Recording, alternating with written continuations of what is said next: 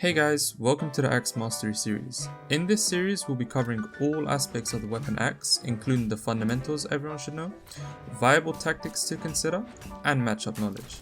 Furthermore, today's video will have an emphasis on the fundamentals and basics of axe, ensuring that you understand axe's options and best uses. Axe is a heavy weapon which can rack up damage insanely fast, as well as score early KOs without requiring you to land many attacks. However, due to how linear the weapon is, the usage of this weapon can become quite obvious or straightforward. Axe players overcome this obstacle by focusing on their movement and punish game. Examples of this include players such as Blaze, Cody Travis, and STP Wilson. Blaze has top tier movement with Axe, showing you how slippery you can be with this weapon, whereas Cody Travis plays a specific style to accommodate the slow speed legend he uses.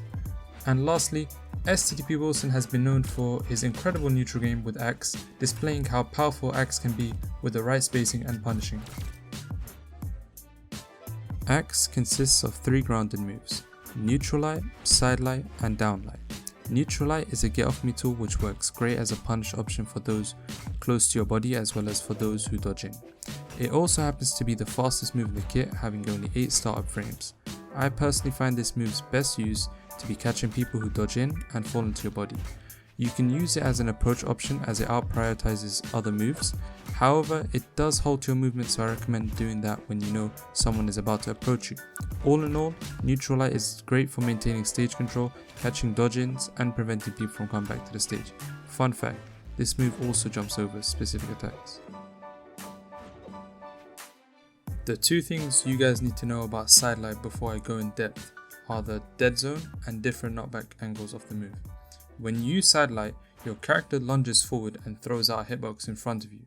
Because of this, there is a dead zone created where you're unable to hit someone stacked, so you'll need to position yourself to be within correct range to hit them. The second thing about Side Light are the 2 types of Side Light knockback: mid and close. If you hit someone with a Side Light from a mid distance, you'll get a completely vertical knockback, whereas when you land a close Side Light, you get a more diagonal knockback. The differences are important in making certain strings and true combos work. Side Light is the main approach option and combo style for Axe. It's used for engaging opponents as well as for racking up damage as quickly as possible. The true combos out of Side Light are as follows: Side Light Dare, Side Light D-Light, Side Light Sare, and Side Light Nair.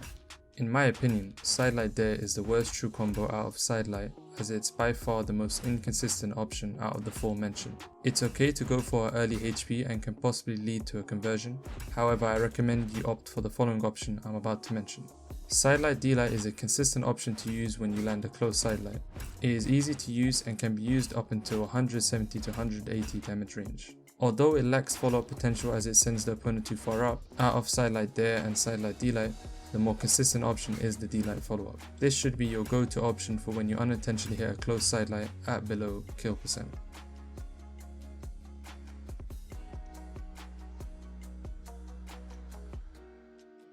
Side Light Sare is the only true combo kill option in the Axe kit. It is a deadly combo that everyone should do, as it could be the deciding factor to your victory. You can land this combo from beginning HP to early death percentage. However, the more damage the opponent, the closer you'll have to hit their Side Light.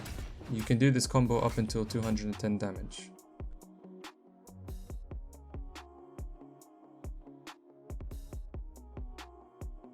Lastly, Side Light Nair is the most effective combo on Axe, as it can convert into a plethora of damaging strings as well as early KOs.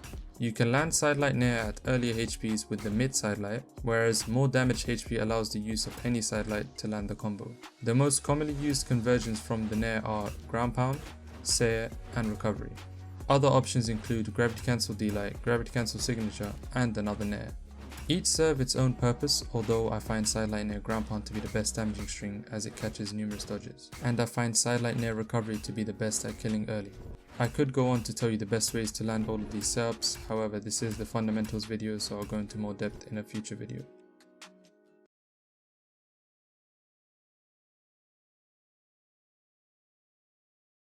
The last grounded move I'm going to be talking about is Down Light. Down Light is a quick and effective anti-air that covers a large diagonal space. It can be used as a shield and or punish tool. The best uses for this move consist of punishing floaty and airborne users. It's especially effective in this case as it can catch their landings after they expended their options. Another great use is punishing specific attacks that cause the user to go in the air. Lastly, the only drawbacks I see with this move is the inability to cover completely vertical opponents, as well as the lack of follow-up potential. As I've already showed you guys the usage of these moves in combos, I'll be going over general purpose uses instead of repeating lines mentioned previously. The aerial moveset consists of Nair, Sair, Dair, Ground Pound, and Recovery. Nair is an aerial move which has the purpose of juggling opponents and racking up damage. This move can either be used to set up for a dodge read or to prevent the opponent from landing on the ground. In all honesty, not enough players abuse the juggling aspect of Nair, as they usually just go for a follow-up immediately. Juggling your opponents with axe not only does tremendous damage, but also conditions your opponent to react in a more obvious manner, allowing you to exploit their weaknesses. Sair is the most commonly used finisher move on the kit. It's reliable and an easy input to do. You can use this move in numerous ways, such as edge guarding, reading dodge-ins, reading paw movement, and also as an approach option. One key thing you guys need to be aware of is the predictability of this move. At kill percent, players know you're going to fish for the move, so don't just start using this move haphazardly. Mix up your timings to ensure you overcome this hurdle. Dair is the most used move on axe in neutral. It's primarily intended for gimping off stage due to its big hitbox and decent variable force. However, today's meta shows how effective this move can be on stage at racking up damage. It allows you to throw an active hitbox whilst either moving into or away from the enemy, which ties in with the comment I made about movement in the start of the video. Nonetheless, this move is powerful in the right hands off stage. Correct timing and consistency could lead to 0 to deaths or 1 move gimps. The best part about this move is that it doesn't require any crazy reads or positioning. The only things you need to focus on are timings and accuracy.